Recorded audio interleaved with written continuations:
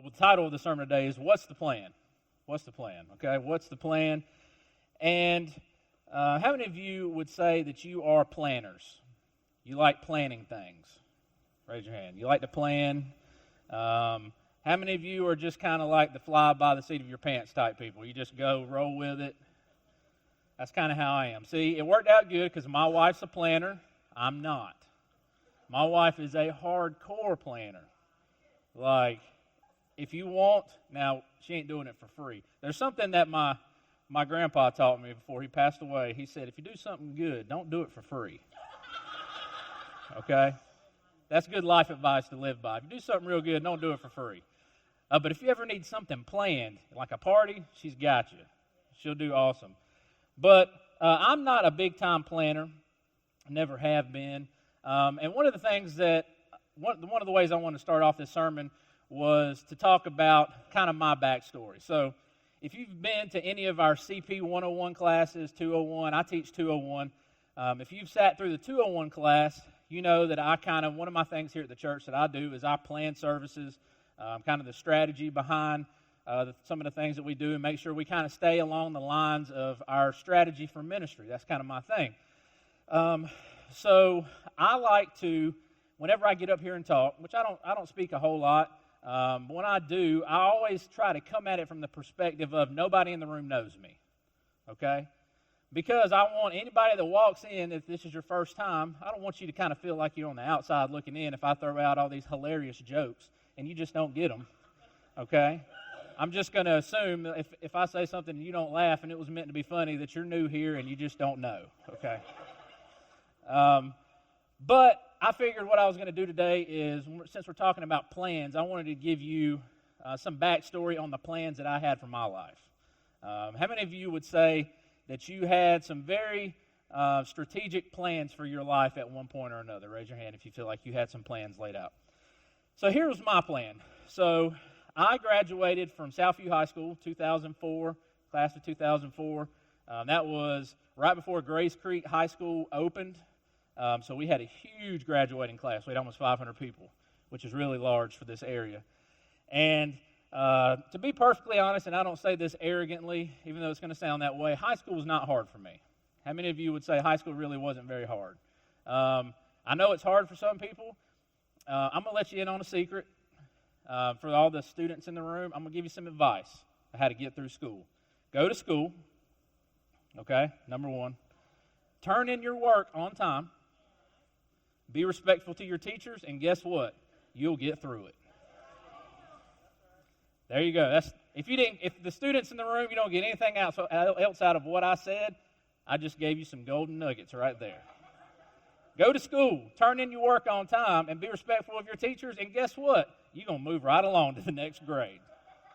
I promise you they don't want to see you again, okay?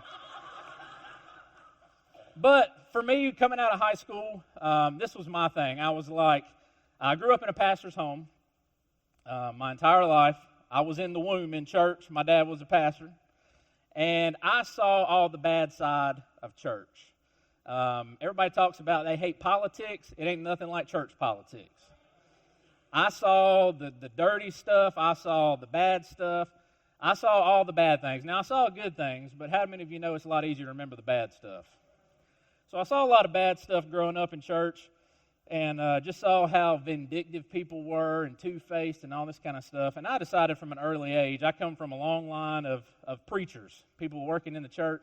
I decided, ain't going to do it. Not for me. Don't want anything to do with it. For me, I've always played the drums. And growing up in church, I started playing when I was about 8 or 9 years old. So that's as close as I wanted to get to the center of the stage, was to the far right. I decided that was going to be my line. I wasn't going to come any further than where I'm standing right now. That was what I was going to do. So this was my plan. My plan was this. I decided what I'm going to do is I want to do something where I make a lot of money, right?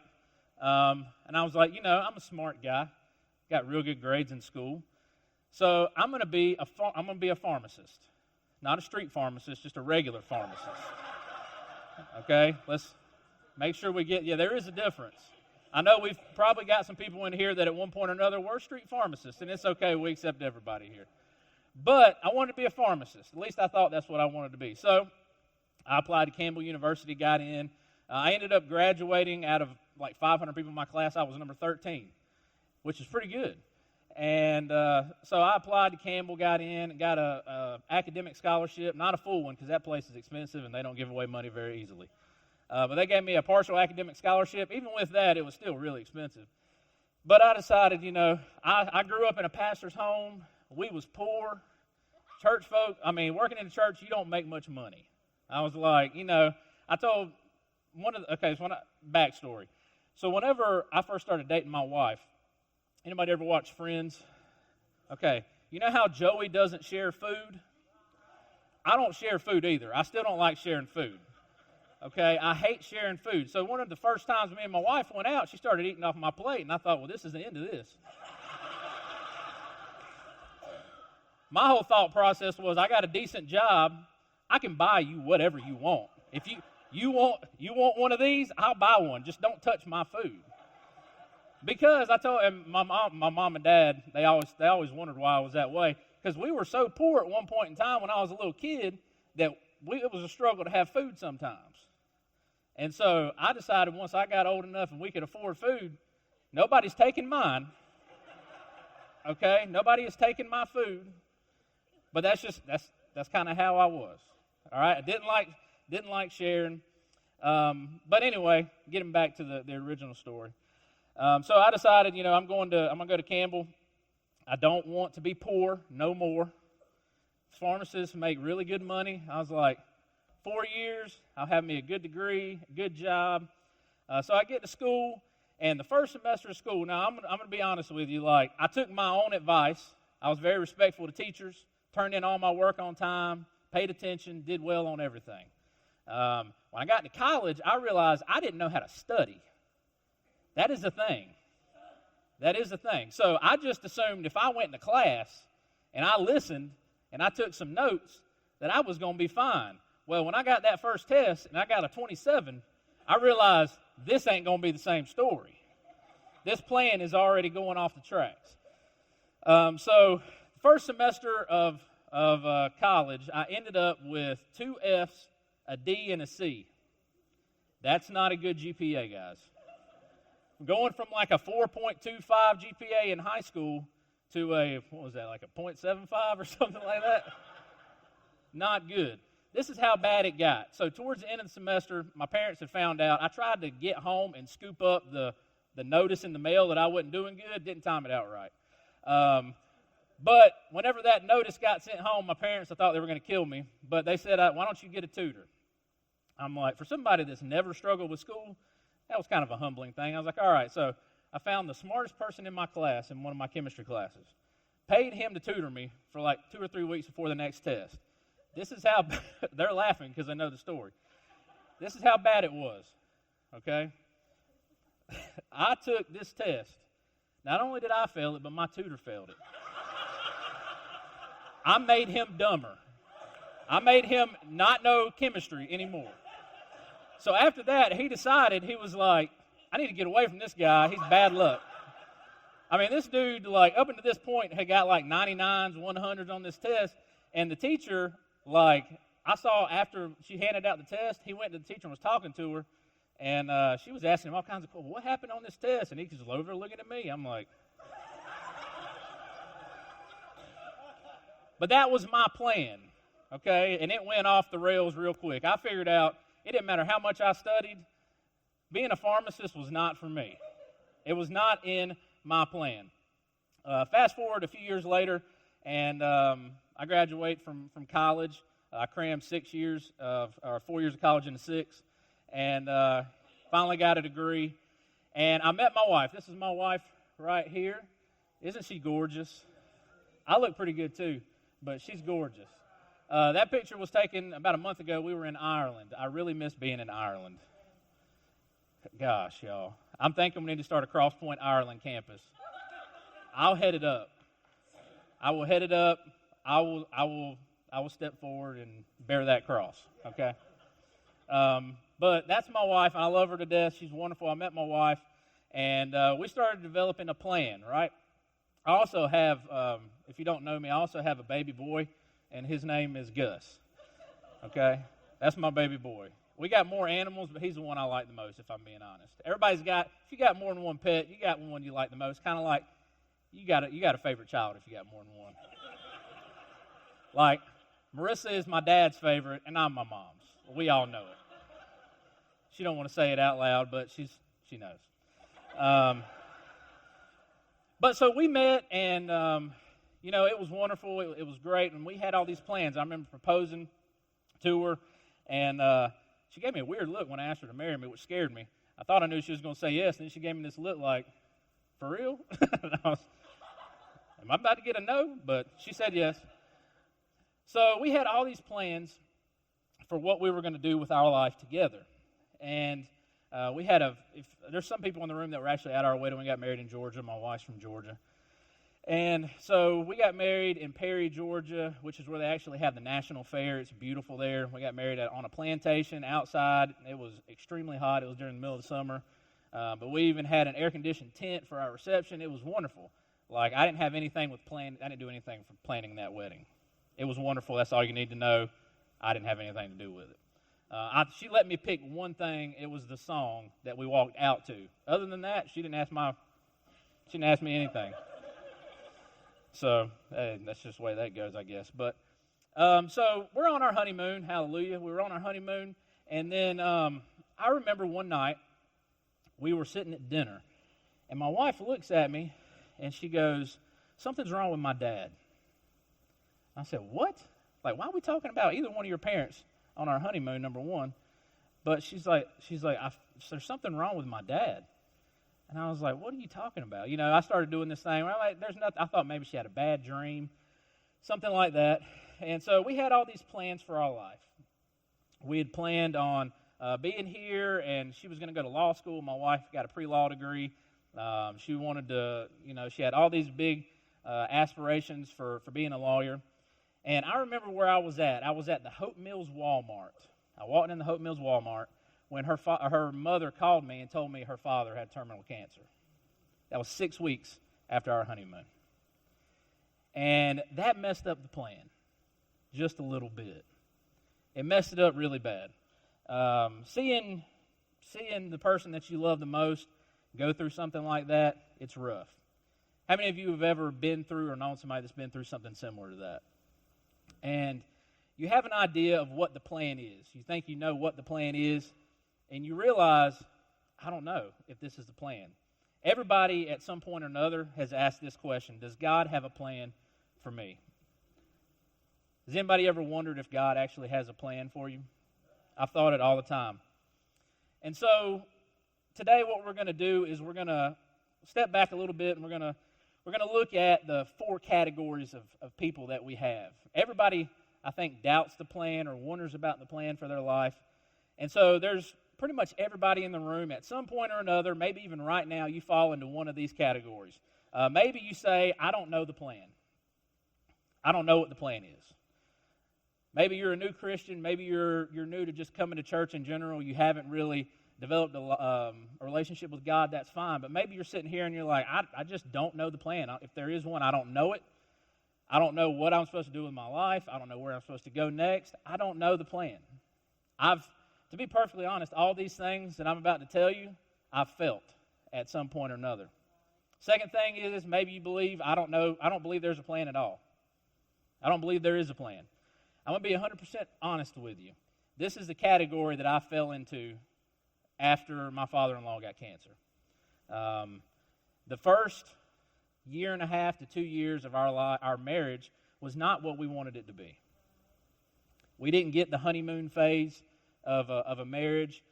We had our typical problems that every marriage has and whatnot. It wasn't a lack of love or any problem like that, but you see, what happened was the plan was she was going to go to school. Well, that got put off. And because her father was in Georgia, her mother had to work to have insurance to pay for all these treatments he was going to get. My wife, she started going back and forth to Georgia, sometimes twice a week to Georgia. So for the first 1.5 of our marriage, my wife was traveling back and forth to be with her dad and help out, which is exactly what I wanted her to do. But we didn't see each other very much. That was not how I imagined the first part of our marriage going. That was not the plan.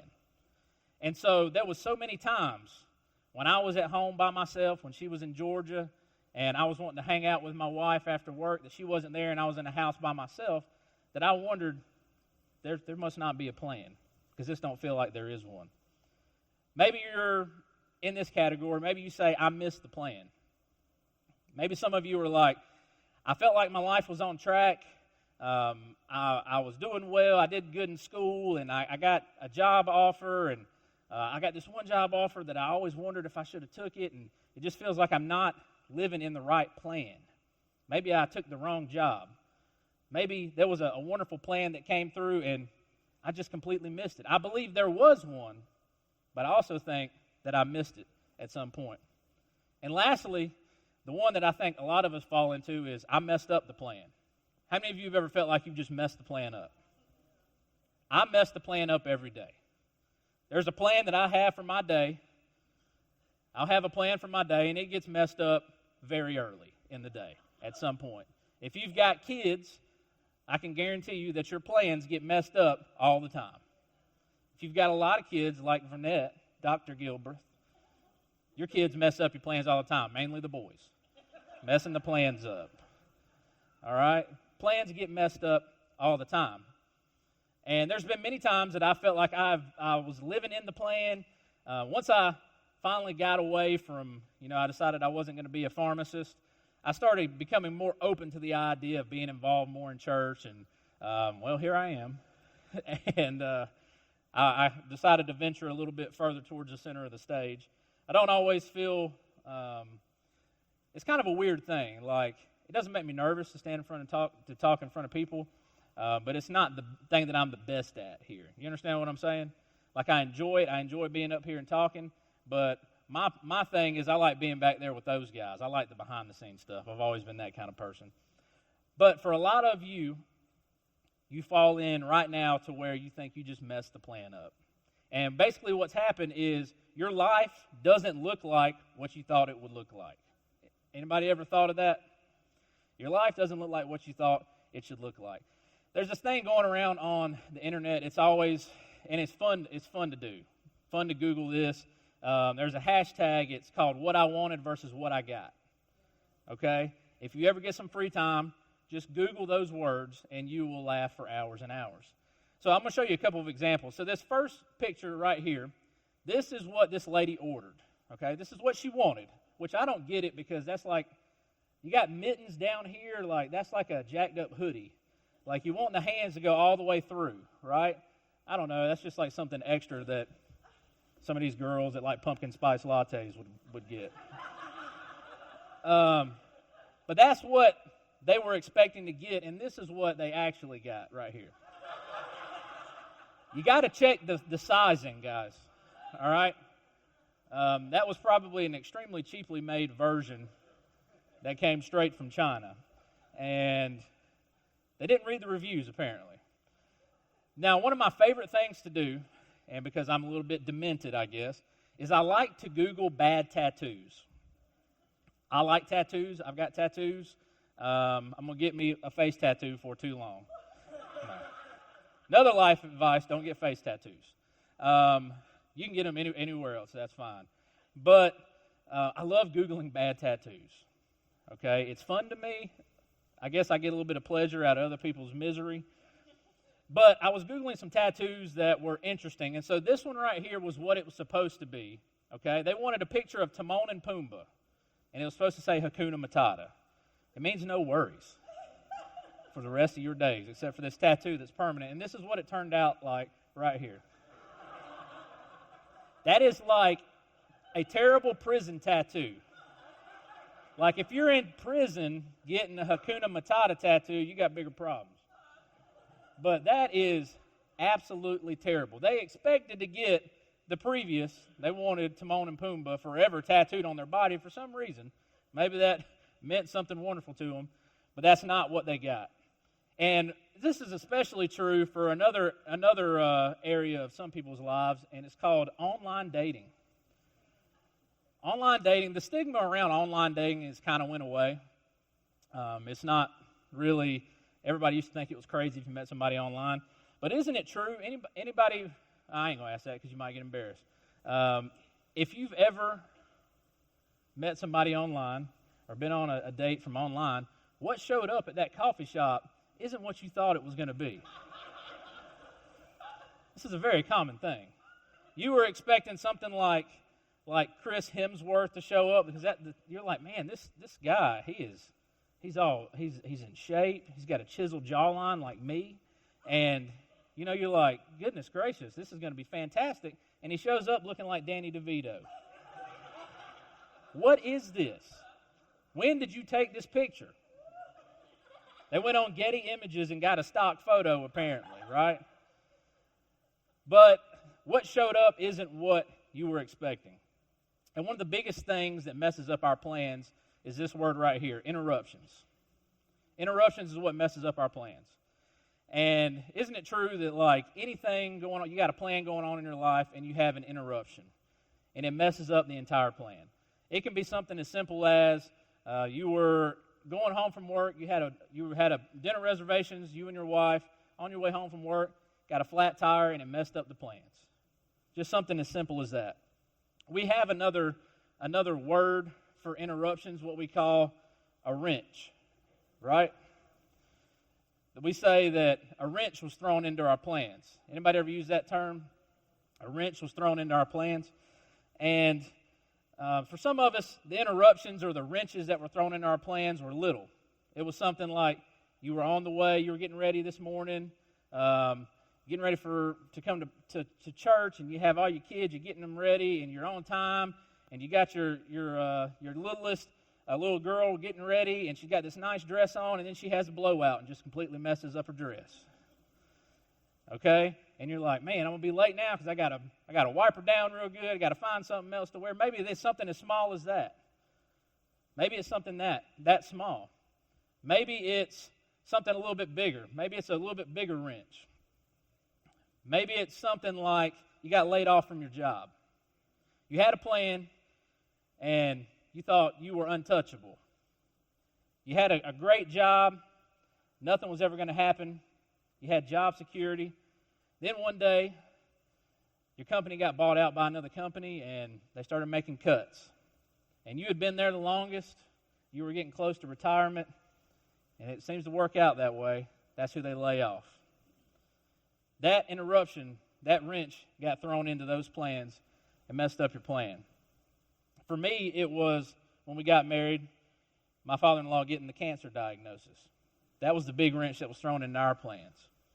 And I don't understand the plans that happen sometimes or why they go down a certain path, but I know that God has everything in control. And for some of you this morning, one of the main reasons that I want to talk about this, especially this time of year, right before we went into our sermon series on the holiday season, and it's a wonderful time of year, but a lot of people are going through a lot of stuff right now.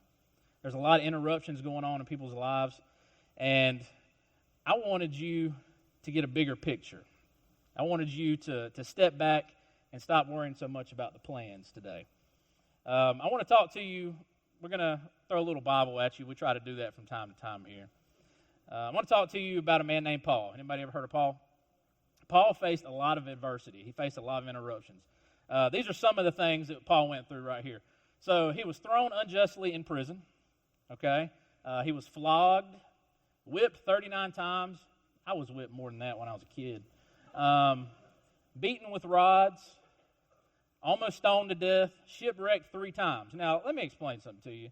If I got shipwrecked one time, I'd be land-bound the rest of my life. Okay? It's kind of equivalent to if I got in a plane crash and survived, guess what Mike is not doing? Ever flying again.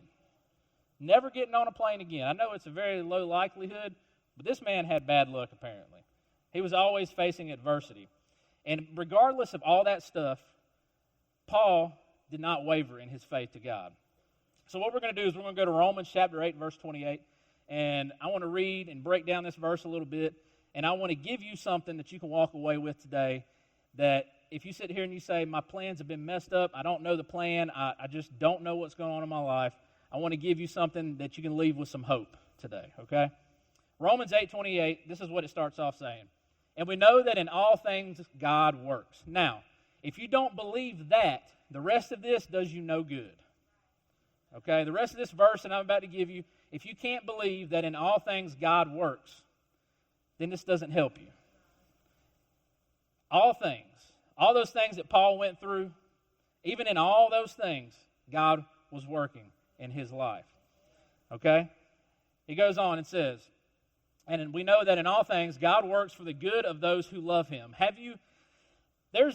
Everybody's always heard the saying, I don't know why bad things happen to good people. You've heard that, right? There's another one there's a step further that I'd like to take it, okay? Because I know that a lot of you probably have wondered this.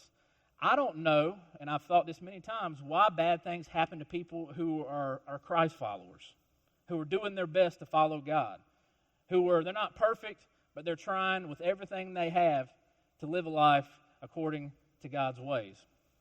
I don't know. I've always wondered why it seems like no matter how hard we try, no matter how much we go through, no matter how much we love God, how much church we get involved in, you started a small group, you go to church every Sunday, you volunteer, and bad things still happen. And it just doesn't seem fair. It doesn't seem fair. But this right here, this next verse, is what we have to offer. This is what God has to offer you, right? This is what God has to offer you, and it's bigger than any plan. Bigger than any plan that you have for your life. And this is what it says. God works for the good of those who love him, who have been called according to his purpose. God has something far better than a plan for your life. He has a purpose for your life. If you live your life based around a plan, you're going to be disappointed a whole lot. Plans change. People change. Circumstances change every single day. Every day, plans change. If you get so hung up on the plan and you're not looking for the purpose, your life is not going to turn out the way you want it to. Let me ask you this. Let's say you live a long, full life. You live to be about 80 to 90 years old. You were healthy. You're sitting on your deathbed. You're surrounded by family. Do you think you're going to be content with living a lot of plans or living a life full of purpose? If you're a parent, would you rather all your children's plans work out for them, or would you rather they live a life full of purpose? I'd rather live a life full of purpose. Verse 29 says this, and this is the reason why that some of these things happen to us and how we can go on and continue and keep striving. For those God foreknew, he also predestined to be conformed to the image of his Son. That's the purpose. The purpose is for us to be conformed, be molded to the image of God. See, this is an interruption, a wrench that got thrown into our life. But God sees this as a tool. God sees this as a tool, and all he's saying is, look, I know I didn't put this on you, I didn't make this happen to you, but if you give this to me, I can use it. If you give it to me, I can use it, and I can transform your life and use this. I don't understand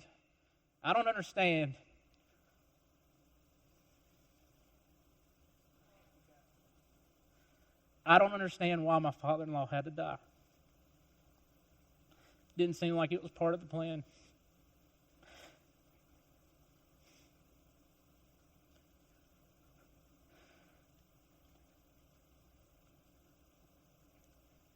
I don't know if it was part of the plan, but I know there was a purpose. There's a purpose for everything that we go through. And even if it's as simple as me giving this to God and saying, you know what? I'm going to use that story. I'm going to use my experience because somebody may be going through the same thing right now. I'm here to tell you that if you give this to God, if you give it to God, he can use it to transform your life. It's not going to be easy. Nobody said the plan is going to go exactly how you want. Look, I'm going to be honest with you. I don't really care about the plan. That's where I'm at in my life. Don't get so hung up on the plan. Stay in line with God's purpose for your life. Everything that goes on in your life, Everything that goes on, God can use. Give it to Him. He can use it. This Christmas, for a lot of people, Christmas is their favorite time of the year. My father-in-law actually passed away on Christmas Day. This will be 5 years ago this Christmas, December 25th, 2014. And it's a rough time of year for us. And I'm gonna tell you, last year, 2018 was the first year that me and my wife really felt like celebrating Christmas. So whenever you see me put my Christmas tree up super early, mind your own business, number one. But number two, I see that going around. It's not even you don't know what people's been through. I'm happy my wife wants to celebrate Christmas, and we both feel like celebrating Christmas. So we got our Christmas tree up. But Christmas has always, it's been rough for us the past couple of years. And the beginning of our marriage, it was very strained, it was very stressful, and it wasn't because of a lack of love between us. We had a good relationship, but it was just hard. That was not the plan. That was not the plan that we had for our life. But God saw something different. God, I don't believe God gave my father-in-law cancer. I'm not one of those people that believes that. But there's a lot of stuff that's our plans have changed. Our plans are constantly changing, and we don't get so hung up on when a plan gets messed up anymore. When you've been through something like that, you kind of learn, you're like, me and my wife, and she kind of started this saying, whenever something was going bad, she'd always say, it's not cancer. Give you a little bit of perspective. Whenever something bad's going on, she'd say, nobody's got cancer. And so it's a little easier to sit back when a plan gets messed up and say something like that and realize that there is a bigger purpose for our life. When life interrupts the plan, look for God's purpose.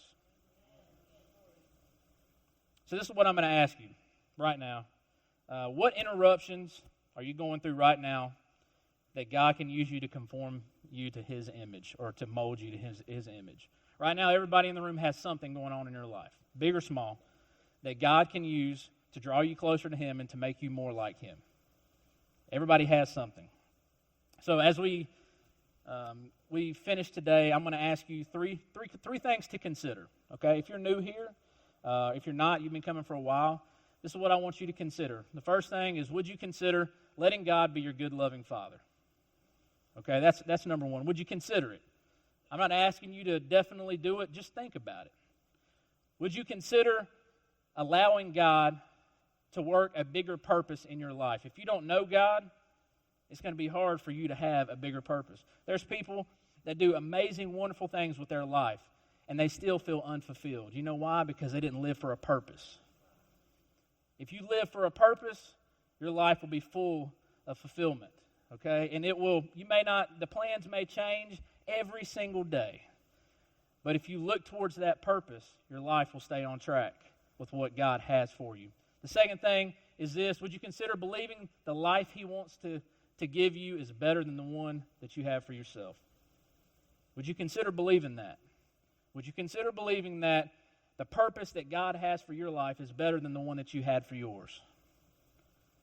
And lastly, this week, would you consider allowing God to use the interruptions in your life to conform you to His image? If everybody would, please stand with me. Bow your heads and close your eyes.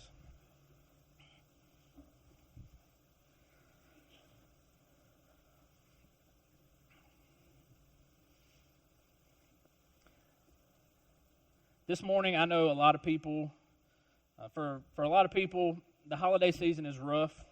For my family, the past 5 years, it's always still a struggle. So for a lot of us, the holiday season reminds us that some of our loved ones aren't here. It reminds us of family that we no longer have, and bad memories of different things and people that we miss that we wish were here. And for others of us, this time of year, it's hard because of the jobs that we have. Maybe they're not working out the way that we thought they were. Maybe we've lost a job. Maybe our families are split because of a divorce. That was an interruption that was thrown in our life. But if we're always worrying about the plan, If we're always so focused on the plan, we're going to always be disappointed. We're always going to be upset. We're always going to live a life where we feel like we have no purpose. Things change, circumstances change, life throws you curveballs all the time. Right when you think you've got it figured out, it can get messed up in an instant. All it takes is one phone call to change everything that you thought you knew. And today, I want you, if you leave with nothing else, I want you to leave knowing that the plan doesn't matter. The plan doesn't matter. It's the purpose that's important. If you have your life centered on God and you live for a purpose, the plans, they become second nature. They go in the background. You're not so focused on them. So right now, this is what I want to do. I want us to pray. And as we leave here today, I want us, as we go through this holiday season, to be looking for interruptions as they come up in our life. To be looking and be able to say, God, how can you use this? How can you take this interruption, this wrench that's in my life right now, and how can you conform me, mold me, use this tool to change me and draw me closer to you? Heavenly Father, thank you so much for the opportunity to be here today. I thank you for all the interruptions. I thank you for your love, your mercy, your grace. And God, I pray for the people in here right now that are struggling. I pray for the people, Lord, that they feel like their plans are all messed up. They had a plan and things are happening and they can't figure out what's going on. They don't know where to go. They don't know where to turn. God, I pray, Lord, that you'll show them that they have a life that's meant to be lived for a greater purpose. Lord, help us to not be so fixated on the plans and help us to be fixated on the purpose. In Jesus' name we pray, and we thank you for it. In Jesus' name.